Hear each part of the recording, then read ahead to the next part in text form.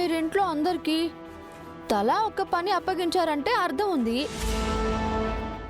వీరు అన్నయ్య ఎవరు? ఇల్లరికం అల్లుడైనా సరే ఇంటి అల్లుడికిచ్చే మర్యాద ఇవ్వాలండి. మీరు వీరు అన్నయ్యకి ఎలాంటి బాధ్యత అప్పగించకండి.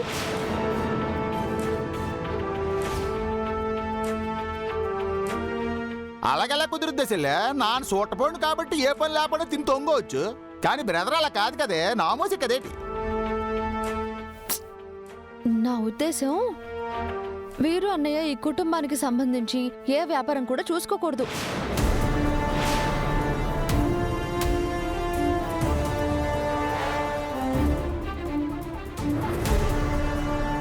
గంగా, ఏంటి నీ ఉద్దేశం? కోపగించుకోకండి అమ్మగారు. నేనేమంటున్నానంటే విజయేంద్ర ప్రతాప్ గారి వారసత్వం వీరు అన్నయ్య కాదు అని.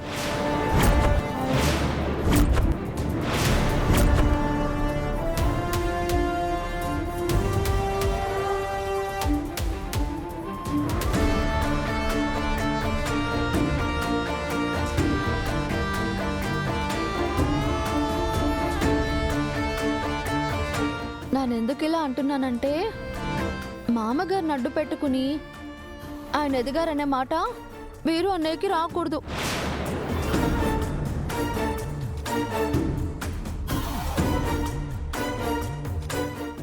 అందుకే వీరు అన్నయ్య తన సొంతంగా తనకు నచ్చిన బిజినెస్ ప్లానింగ్ చేసుకుంటాడు.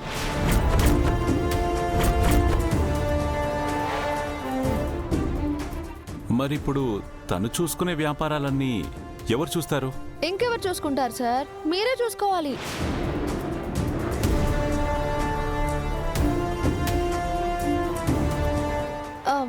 ఎప్పుడు బాక్సింగే కాదు, విజయేంద్ర ప్రతాప్ గారి వారసుడిగా మీరే నిలబడాలి.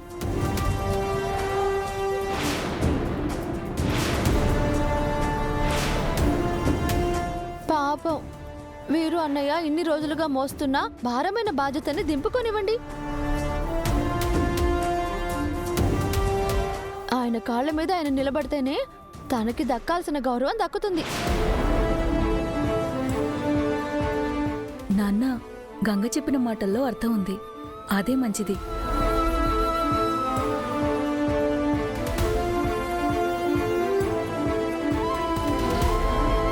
నాకు కూడా గంగ చెప్పింది సబబుగానే అనిపిస్తోంది.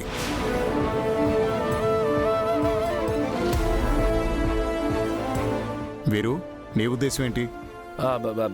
మావయ్య గారు, పెదనాన్న, వీరు గురించి వీరుని అడిగితే తను మొహమాట పడ్డు. గంగ చెప్పినట్టుగా వీరు మన ఫ్యామిలీనే. కాకపోతే తన ఐడెంటిటీ, తన ఫ్రీడమ్ తనకుండాలి కదా.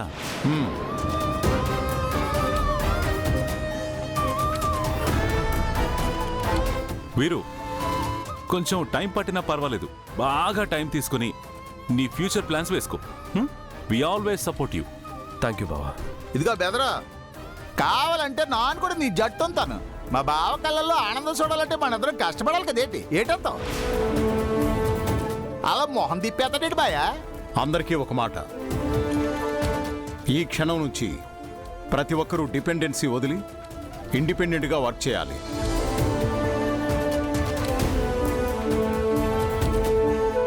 సెల్ఫ్ మోటివ్తో ఇంప్రూవ్ అవ్వాలి. అందరూ గుర్తుంచుకోండి.